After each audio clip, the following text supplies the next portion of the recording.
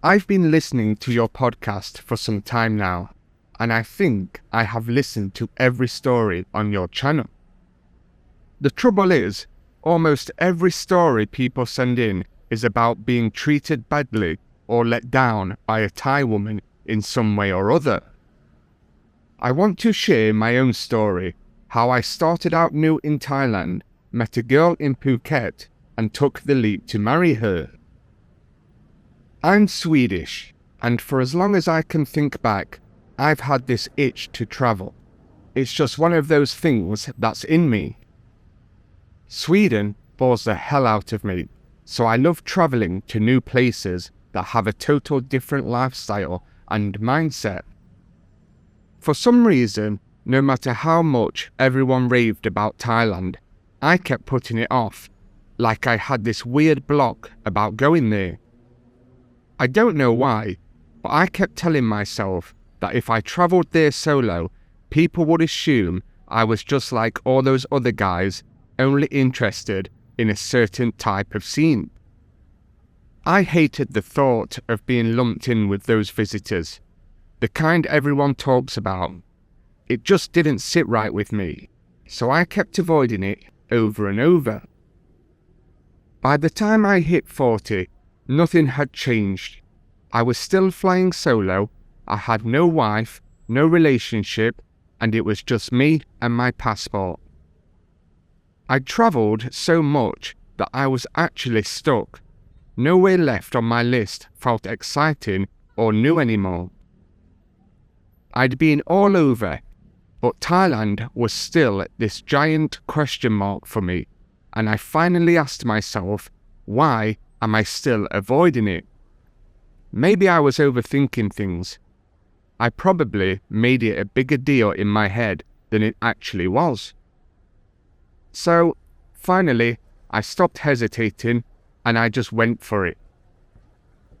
I worked it out with my job to take 2 whole months off, 60 days just to go and see what happens.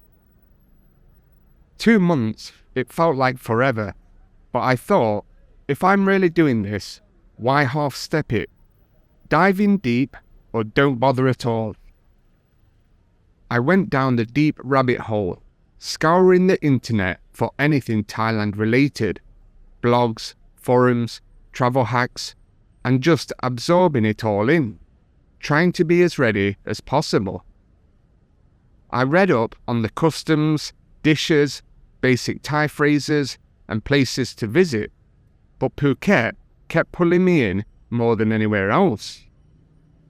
Pattaya and Bangkok got talked about a ton, but something about them didn't click with me. Phuket, on the other hand, felt like it might actually fit. The plan was straightforward. Land in Phuket, settle in, and see where the days took me.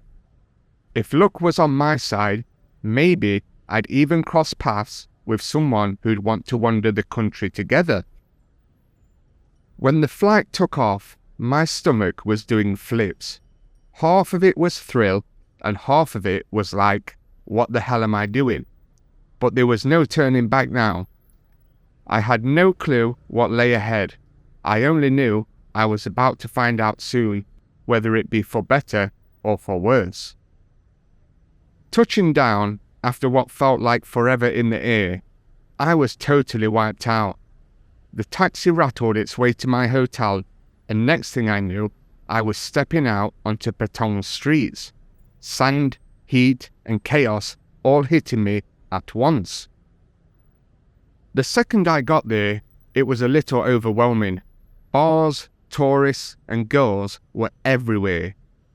Not exactly the place I thought would be good to meet a nice girl, but hey, this was the real deal.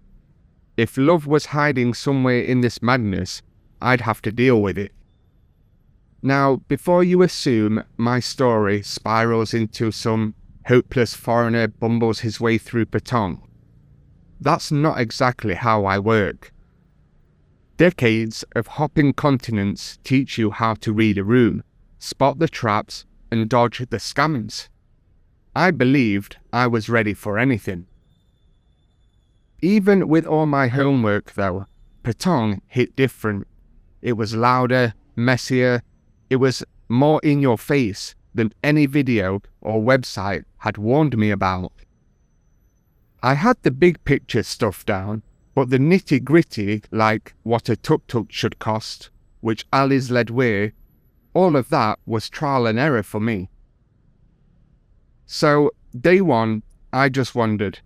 I had no agenda, no map, just taking it easy and looking at what Patong had to offer, one step at a time. The problem is, as a Farang in Patong, you are basically a walking bullseye. Vendors calling out, motorbikes slowing down, eyes tracking your every move. You can't walk anywhere without someone shouting at you, asking if you want a taxi or a massage. It was literally everywhere, and it became annoying pretty fast. Hey boss, tailor special for you? Where you go? I drive. Massage, sir? It was like the street itself was hawking at me. A polite no thank you at first, but by the 10th massage handsome man, I was speed walking with my eyes straight ahead. And then, out of nowhere, things took a turn I never saw coming. When the usual no thanks got a why not thrown back at me in Swedish, I froze in my tracks. I had to spin around and see who just said that. I saw that it was a Thai masseuse that said it. Do I scream Swedish that badly? I asked her. She grinned and said, a little, then admitted she'd been studying Swedish for months, because she used to have a Swedish boyfriend and her sister was also engaged to a Swedish man about to get married. An hour later, and we were still chatting. She was a funny girl. She had questions smarter than most travellers I'd met, and she actually listened to my stories. Walking away from that, I caught myself already planning tomorrow's return. I'll take that massage after all. It's like the decision had already been made for me. I did actually show up the next day for that massage, and let's just say, I learnt real quick why Thai massages aren't for the faint-hearted. Everyone raves about the Thai massages like it's some Zen paradise. Nobody mentions the elbows digging into your spine like they are mining for gold. I swear she had a personal vendetta against my shoulder blades. There was elbows, knees, heels, whatever it took to turn me into a human pretzel. So a fair warning to all first-timers, Thai massages are less about candles and ambient music and more, how did my hip end up in that position? So proceed with caution and maybe a painkiller. After that, I only went for oil massages. I never made that mistake again. Since the place did massages and haircuts, I thought, why stop at one? And I walked out with a fresh shave and a fresh haircut as well. Fern, the woman who cut my hair, had me laughing the whole time. She was quick-witted, good at her job, and she wasn't bad-looking either. Soon enough, I remembered why I'd come to Thailand, to find someone special. Before walking out, I told Fern I'd return the next day for another massage. That evening, I headed out to see what all the fuss was about on Bangla Road. If you haven't seen it before, just imagine this. It's one long street with music blasting out from every direction, and there are crowds of people that are partying all night long. It was my first visit, and I'll admit, the place really lived up to its online reputation. I ended up in one bar and got chatting with a woman. We talked and drank for hours while looking out on Bangla Road, and eventually I paid my first ever bar fine. We had a good time, but part of me knew this wasn't the real connection I'd come to Thailand to find. Even so, it turned into one of those nights that I will never forget. I returned to the salon the following day and got the oil massage. It was way more relaxing than the painful Thai massage from before. The massage was nice and peaceful for once, and Fern worked there too that day, and again we talked quite a bit while she did my hair. She shared really useful advice, showed me how to find nicer rooms for less money, and taught me what things should actually cost so I wouldn't get overcharged. I could tell she was genuinely trying to help me, and that made me feel like she was someone I could rely on. One day, I finally told her the truth about why I'd come to Thailand. I was hoping to find someone special. I explained that I wasn't here just to party and have fun. What I really wanted was to meet a good woman, someone to travel with and see the country together, and possibly start something serious. I wasn't sure how she'd react to that, but she actually listened carefully and didn't make fun of me either, though she did say Phuket might not be the best place to meet someone like that.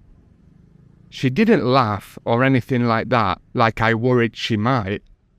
Instead, she gave me some good advice. Just keep your eyes open, she told me. In Thailand, you never know. The perfect person could walk into your life when you are not even looking. After talking with Fern that day, I lingered outside the salon for a while. A small table outside had some other workers sitting around it, and I thought it wouldn't do any harm to sit and talk with them as well. That's the moment Mew walked into the picture. I'd noticed many pretty women in Thailand. That's just how it is there. But Mew was different in a way I couldn't explain. It wasn't just her looks. She had this quiet, intriguing presence that really caught my attention. I can't quite put it into words, but when our eyes met, something clicked inside me. This girl could be the one I have been looking for. I just knew it in my bones. But there was a problem.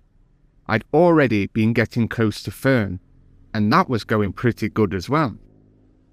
I was torn. Part of me didn't want to ruin what I had with Fern, but I couldn't just get Mew out of my head either, even though we hadn't really spoke yet. Things got even messier when all three of us wound up walking to the corner 7-Eleven together. Fern suggested getting ice cream, and Mew joined us. At the store, they both picked their treats while I stood there feeling completely stuck in the middle. I'd already given Fern some extra money for her services, which I felt was fair, but with Mew, we just met. So when she asked for ice cream, I jokingly said no.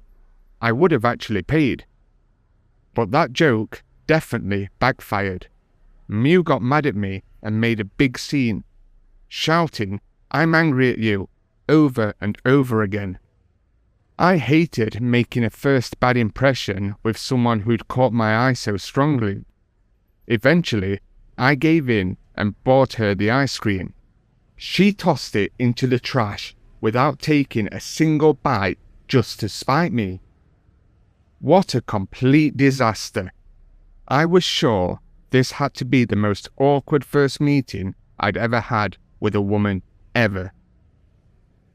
So that night, I went back to Bangla Road to try to forget about the whole mess. I thought maybe I'd try to find the woman I was with on my first bar find. She'd been fun company, so I thought, why not meet up again? But when I arrived, things didn't go as planned. As I walked down Bangla Road that evening, the bars and the women were all beginning to look the same. The bars all blended together in my memory. So did most of the women working there. They started looking alike after a while. I'm not saying this to be rude, it's just something I noticed. After some time, I realized Thai women tend to fall into about 9 or 10 common appearance categories. When women had different looks, I could easily remember who was who. But when they wore the same outfits and moved through the same packed bars, telling them apart felt impossible. It was like spotting one particular fish in a huge swirling group. For someone new like me, it was completely confusing. I walked up and down that street for ages, searching for that girl. In the end, I just went to the girl that caught my eye the most. We had fun laughing and drinking together, and at the end of the night, again, I paid the bar fine. But the whole thing left me feeling empty. I had a good time, but it wasn't the true, meaningful connection I'd come to Thailand hoping to find. As the days passed, I began feeling more at home in Phuket. I finally got used to the place and how it's completely different from day to night. I'd start each day at the beach, relaxing and detoxing from the night before. But when the sun went down, the streets came alive with music and crowds, and the whole place changes. My route to the beach always took me past Fern's salon. I made sure to pop in often, sometimes to talk and other times for a massage when I wasn't in a hurry. She'd become someone I genuinely enjoyed being around, quick with a joke, sharp, and she was always good company. I kept mentioning my trip ideas, dropping hints about her coming along, but it was clear she wasn't going to take the bait.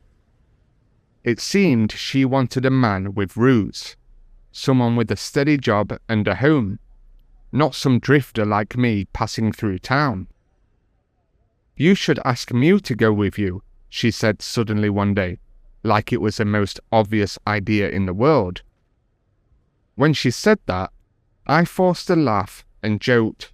After that ice cream disaster, she'd probably beat me before our first overnight stop. Fern gave me this knowing smile and a casual shrug, as if she and Mew had already spoke about this idea. And life kept getting more complicated. Later that week, I found myself at a nightclub with an unbelievably beautiful girl. She turned heads everywhere. She was truly stunning. But the moment we got settled and started trying to talk to each other, it was impossible. We couldn't exchange even basic words.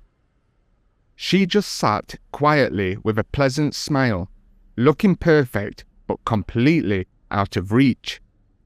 I did give it my best go, but we hit a wall immediately.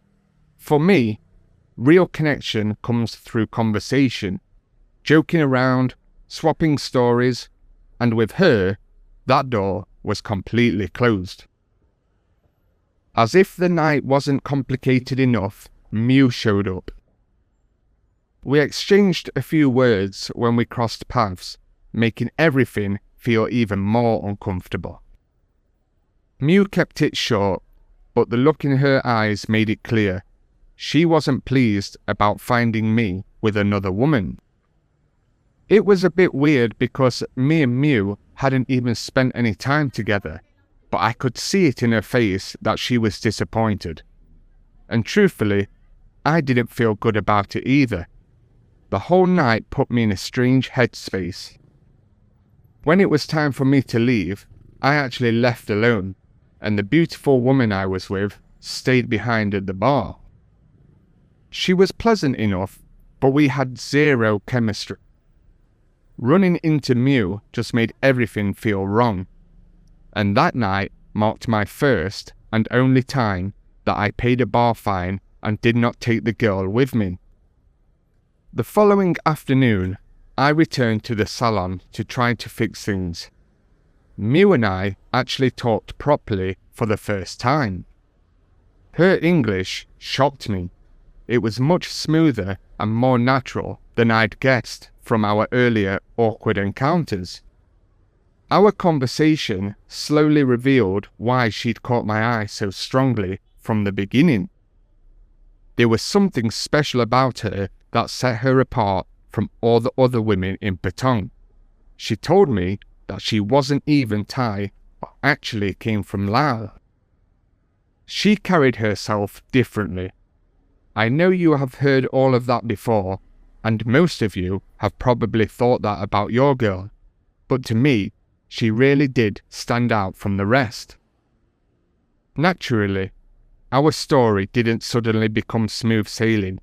We had plenty of arguments, crossed wires, and emotional roller coasters ahead. Those next 2 weeks changed everything. Sure enough, the walls started coming down. Miu began sharing more of herself, and I did the same. Late night conversations, childhood memories, secrets, and what we both wanted from life. In the end, I did ask Miu if she wanted to travel Thailand with me, and she happily accepted. So with that, we hit the road to explore Thailand side by side. That trip turned out better than I could ever have imagined. It was nice going to places that did not have many tourists, and getting to know Miu a lot more. I started falling harder for her every day.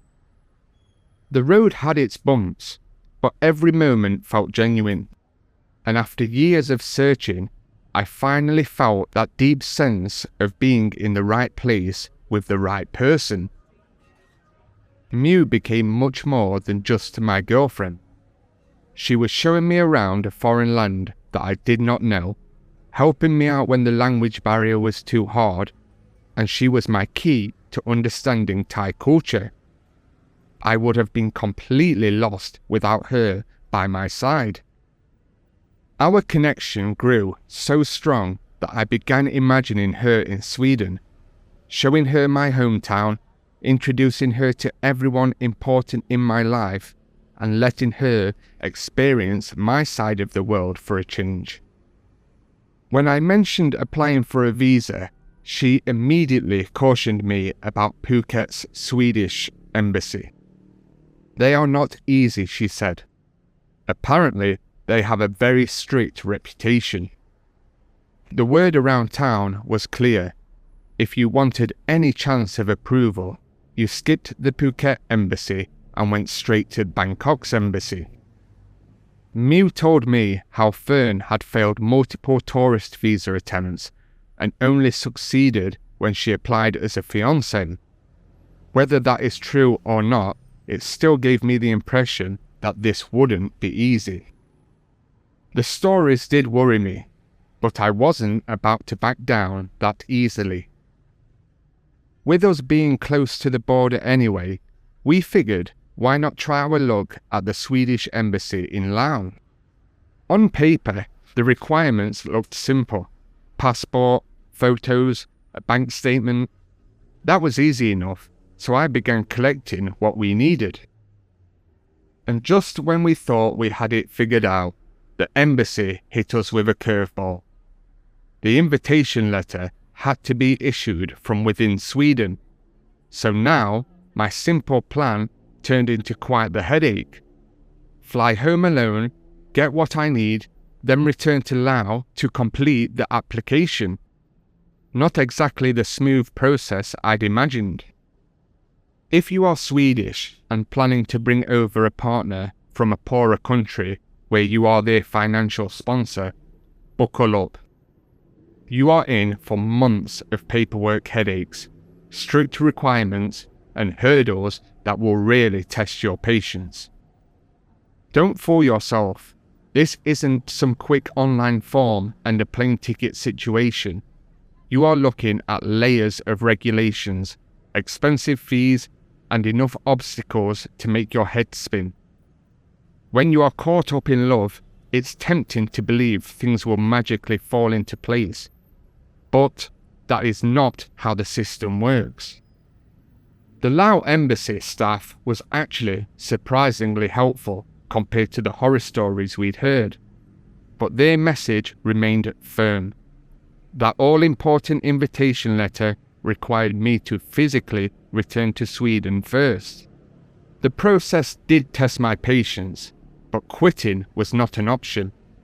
I made the long flight home, and after months of paperwork ping pong, we finally held that approved visa in our hands. So, 2 Sweden trips later, we tied the knot last month.